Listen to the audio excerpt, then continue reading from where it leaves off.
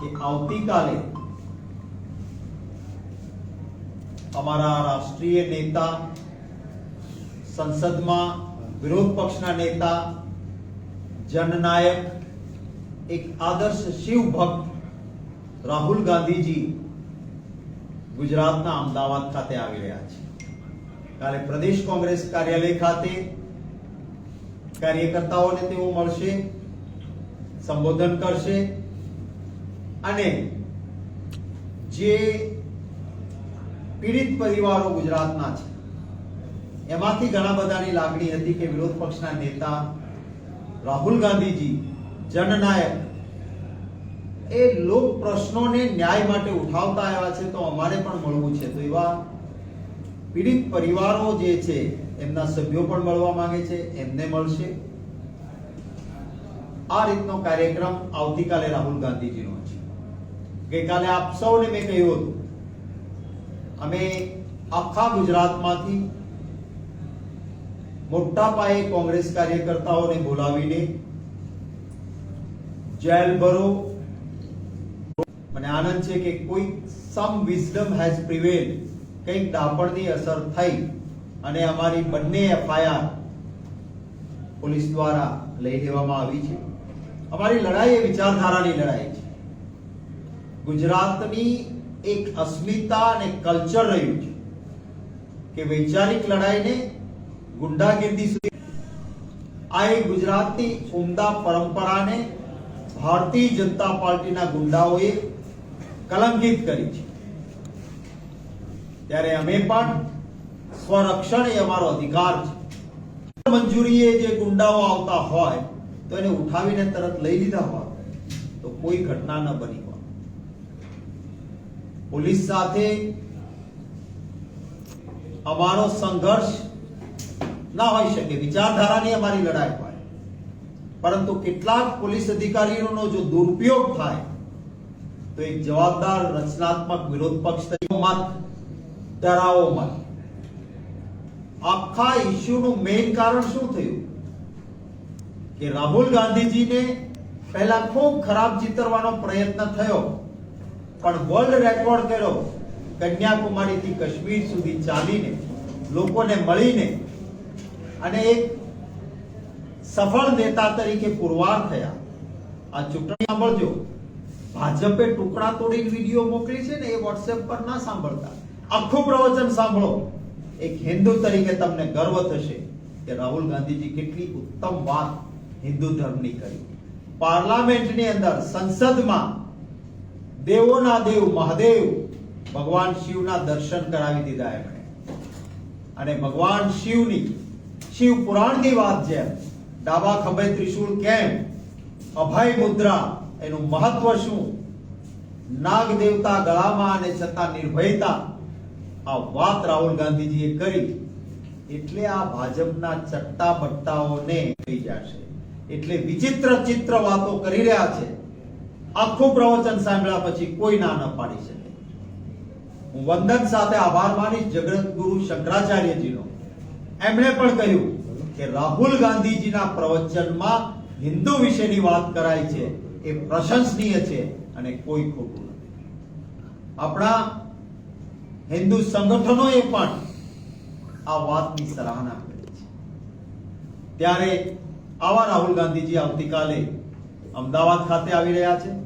હું સૌ મારા વાલા ગુજરાતીઓને વિનંતી કરીશ કે આ જનનાયકને જોવા, સાંભળવા, મળવા માટે બપોરે 12:30 વાગે પ્રદેશ કોંગ્રેસ કાર્યાલય, સંસ્કાર કેન્દ્ર માર્ગ, પાલડી, અમદાવાદ ખાતે 6 જુલાઈ શનિવાર આવતીકાલે. મિત્રોને તો કહ્યું છે કે જરૂર પડે તો તમારી અનુકૂળતા હશે તો ફરી વખત આવે ત્યારે, અથવા દિલ્હી જવું હોય તો, એમ કરવું હોય તો પણ કરીશું. પણ જે કોઈ પહોંચી શકશે ને આવશે એમને અનુકૂળતા કરીને એમની કાલે એમની રિમાન્ડ પૂરી થાય છે. એમના પરિવારના સભ્યોને રાહુલ ગાંધીજી મળવાના છે અહીંયા જ, જે અંદર છે એમના પરિવારના સભ્યોને. અને ત્યાં પણ અનુકૂળતા થશે તો જ્યાં કસ્ટડીમાં છે ત્યાં આગળ પણ મળવા જવા માટેની જરૂર વિનંતી કરીશું. અને અનુકૂળતા કારણ કે અમે હવે કોઈ બીજી અવ્યવસ્થા, કારણ કે ભગવાન જગન્નાથજી અમારા પણ દિલમાં છે. મેં કહ્યું એમ અમારી લડાઈ એ વૈચારિક લડાઈ છે. જનતાને, પોલીસને, લોકોને, કાયદો વ્યવસ્થા તંત્રને કે કોઈને પણ હેરાનગતિ ન થાય એની ચિંતા પણ કરીશું. પણ ક્યારેક હદથી વધારે થાય, જો દાખલા તરીકે એમણે અમારી ફરિયાદો ન લીધી હોત તો મારા પાસે છૂટકો જ નહોતો, તો મોટા પાયે હજારોની સંખ્યામાં ભેગા કરીને કાલે અમદાવાદમાં જેલ ભરો, રોડ પર ઉતરો ને એવા નવતર કાર્યક્રમો કે જેવા ક્યારેય કોઈએ જોયા ન હોય એવા નવતર કાર્યક્રમો અમને કરવાની ફરજ પડી હોય. પણ અમે પણ એક જવાબદાર પક્ષ તરીકે રચનાત્મક રીતે નિર્ણય કર્યો છે અને એ રીતે આવતીકાલે અમારો સંવાદ છે. સંજોગ બની રહ્યો છે, રથયાત્રાનો જે કાર્યક્રમ છે, કોંગ્રેસનું પ્રતિનિધિ મંડળ આગલા દિવસે જતું હોય છે, તો આ સંયોગમાં રાહુલજીને ત્યાં કઈ લઈ જવાનો પ્રયત્ન કરો? ના, અમે જવાના છીએ જરૂર. આવતીકાલે રથયાત્રાના અને રાષ્ટ્રીય નેતા રથયાત્રાના દિવસે હોય તો જાય, બરાબર છે. રાહુલ ગાંધીજી તો કહે છે કે દર્શન કરવા માટે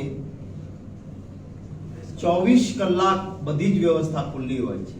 કાશી વિશ્વનાથના દર્શન કરવા ગયા ત્યારે બધાના કેમેરા બહાર મુકાવી દીધા, મોબાઈલ મુકાવી દીધા. રાહુલ ગાંધીજીએ ત્યારે કહ્યું કે દર્શન એ પ્રદર્શન નથી, એ દિલથી હોય છે. આવતીકાલનો એમનો કાર્યક્રમ કોંગ્રેસના કાર્યકર્તાઓ સાથે સંવાદ છે. અમે કોંગ્રેસ પક્ષને રથ પૂજન માટેનું પ્રદેશ પ્રમુખ, અમારા કોંગ્રેસ વિધાનસભા પક્ષના નેતા અને આમંત્રણ અમને જેને મળ્યા છે એ અમે કાલે 4 વાગે રથ પૂજન માટે પરંપરા મુજબ અમે જરૂર જઈશું. એ રાહુલ ગાંધીજીને એમાં અમારા માટેનું આમંત્રણ છે, અમે જઈશું. રાહુલ ગાંધી શિવ ભક્ત છે તો આપનો જગન્નાથજીના દર્શન કરવાનું 1 કિલોમીટરના અંતરમાં છે. ચોક્કસ એમાં અહીંયા આવે તો દર્શન નહીં, દર્શન કરવા તો હજારો કિલોમીટર જઈને પણ રાહુલ ગાંધીજી કરે છે. અને ગુજરાતના લગભગ તમામ મંદિરોમાં તમને ખબર હશે કે દર્શનો થયેલા છે. એટલે કોઈ ગિમિક કરવા માટે કે દેખાડા માટે રાહુલ ગાંધીજી ક્યારેય કામ કરતા નથી. માણસ દિલથી જે માને છે એ જ બોલે છે ને બોલે છે એ કરે છે.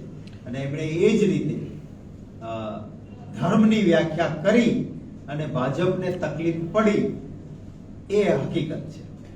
ઓકે, જે સ્પીચ આપી હતી ત્યારબાદ આ તમામ ઘટનાઓ બની હતી અને આવતીકાલે જ્યારે રાહુલ ગાંધી ખુદ આવી રહ્યા છે ને અહીંયા જ બબાલ થઈ હતી, તો એને લઈને પાર્ટી દ્વારા કોઈ વિશેષ મતલબ, કારણ કે એવી વાત છે કે ફરી એકવાર આવવાની તૈયારી એ લોકોની છે, તો એ લોકો માટે કઈ સંદેશ કેવું કે કોઈ નહીં, ગુંડાગીર્દીને સ્થાન ના હોય. અમે રાહુલ ગાંધીજી કહે છે ડરો મત, ડરાવો મત. અમે એ લોકો છીએ, અંગ્રેજોની લાઠી ગોળીથી નથી બીજા. આવું હોય કાલે આવે, પોલીસનું કામ છે એને જોવાનું. આવી ગુંડાગીર્દીને કોઈ સાખી ન લેવાય. એટલે આવી ગુંડાગીર્દીને જો ચલાવવાની હશે, જનતા પણ અમને આશીર્વાદ આપે છે. જનતામાં તમે કોઈને પણ આ કેમેરો લઈને જઈને પૂછો કે આ ભાજપના ગુંડાઓ કરે છે એ શું યોગ્ય છે? શું આ પ્રકારનું હલકી કક્ષાનું, નીચ કક્ષાનું રાજકારણ ગુજરાતમાં ક્યારે હતું ખરું? મહાત્મા ગાંધીજીની આ ભૂમિ છે, જન્મભૂમિ છે, સરદાર સાહેબની જન્મભૂમિ છે, જૈનોની તીર્થભૂમિ છે, ભગવાન સ્વામિનારાયણની કર્મભૂમિ છે. અને મારો ગુજરાતી જે છે ને એ તો કીડી ચટકો ભરતી હોય ને તો કીડીને પણ ખાવાનું આપવું, એટલે કે કીડિયારું પૂરો એની મન્નત રાખીને વસુધૈવ કુટુંબકમમાં માનનારા મારા ગુજરાતીઓ છે. એની વચ્ચે આવા કોઈ છૂટમૂટ ગુંડાઓ નીકળી પડે તો જનતાના દિલ દિમાગમાંથી આ ગુંડાઓની હંમેશા માટે છાપ ખરાબ થઈ જવાની છે. આને આમાં વિરોધ કોંગ્રેસનો કે રાહુલ ગાંધીજીનો નહીં, આ જ્યાં જ્યોતિર્લિંગ આવ્યું છે એવા ગુજરાતમાં ભગવાન શિવનો વિરોધ છે. શિવજીની પ્રતિમા, શિવજીનું ચિત્ર, એમના દર્શન પાર્લામેન્ટમાં કરાવ્યા છે, આ એનો વિરોધ છે. અને શિવ ભક્તો ક્યારેય ભાજપના ગુંડાઓના આ કરતૂતોને माफ नहीं करे. कांग्रेस के कार्यकर्ताओं पर हमला किया, ये पूरी तरह से एक कायराना हमला है जिसकी हम कड़े से कड़े शब्दों में निंदा करते हैं। ये सोचा जा रहा था कि लोकसभा चुनाव के नतीजों के बाद सत्ता की वजह से जिनके अहंकार की कोई सीमा नहीं थी, वो कहीं पर अपने काम करने के तरीकों में बदलाव लाएंगे, लेकिन ऐसा होता हुआ अब नजर नहीं आता। ये दुर्भाग्यपूर्ण है कि जहां से देश का शीर्ष नेतृत्व आता है, वहां पर कानून व्यवस्था इस तरह से टूटी हुई नजर आ रही है। जहां से गांधी का संदेश ये पूरे दुनिया तक पहुंचा, जहां से अहिंसा का संदेश पूरी दुनिया में पहुंचा, वहां पर हिंसा की राजनीति और इस तरह से जो हिंसाचार की घटनाएं हो रही है, मैं समझता हूं कि बहुत दुखद है। बूम नीचे देखिए, जैसे ही वो उसको हम अंतिम रूप देंगे, वो सारी की सारी जानकारी हम आपके समक्ष रखेंगे। राहुल जी आ रहे हो, प्रदेश कांग्रेस कमेटी ने उनको निमंत्रित किया है। उसकी पुष्टि वहाँ से केंद्र के हमारे कार्यालय से होने के बाद आपको सूचित किया। वास्तविक 2 दिन लेट एफआईआर दर्ज हुई। पुलिस भी प्रशासन के जो कांग्रेस के आक्षेप रहे थे कि 2 दिन एफआईआर नहीं ली गई। शीर्ष नेतृत्व जो कांग्रेस के जो थे वो पुलिस स्टेशन के चक्कर काटते रहे। कल फरियाद इसके बाद इन्हीं बातों से साफ नजर आता है कि जहाँ पर जो हमला करता है, जो हमारे कार्यालय के ऊपर आके तोड़फोड़ करता है, उनकी शिकायत तो पुलिस दर्ज करती है, लेकिन जिनके ऊपर हमला होता है उनकी शिकायत लेने से यहाँ की पुलिस इनकार कर रही थी। और इसी से साफ नज़र आता है कि यहाँ की सरकार किसको मदद करने की कोशिश कर रही है। मैं तो यहाँ पर ये कहूँगा कि सत्ताधारी दल यहाँ पर कांग्रेस की आवाज़ दबाने की कोशिश में लगी है, लेकिन वो हमारी आवाज़ कभी भी दबा नहीं सकती। वासिक जी, कल शक्ति सिंह जी ने बोला था कि 6 तारीख को यानी कल जो पूरे गुजरात से कार्यकर्ता पीसीसी आएंगे और जेल भरो आंदोलन भी करेंगे, तो क्या वो कॉल रहने वाला है? कहाँ से लोग आएंगे? देखिए, हम सारी की सारी बातें मीडिया के समक्ष नहीं रखेंगे। जैसे जैसे हमारे कार्यक्रमों को अंतिम रूप देंगे, हम वैसे वैसे आपको सूचित करते हैं।